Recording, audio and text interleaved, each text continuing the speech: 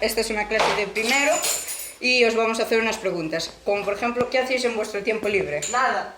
Escuchar música. Es jugar que está a cama. Ordenadamente, por favor. Adrián. Jugar a la Play. Muy bien. Telmo. Pero para ver cuánto te queda de vida.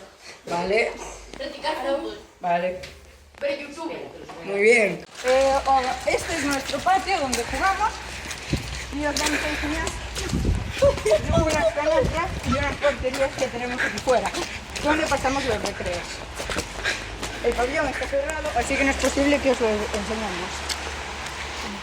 Por allí hay otras canastas y otra entrada. Bueno. Y ahora os enseñaremos algunas de las aulas que están dentro. Nuestra clase de primero A. Esta es nuestra clase de primero B. Estos son unos de los alumnos. Hola. Aquí editando los vídeos.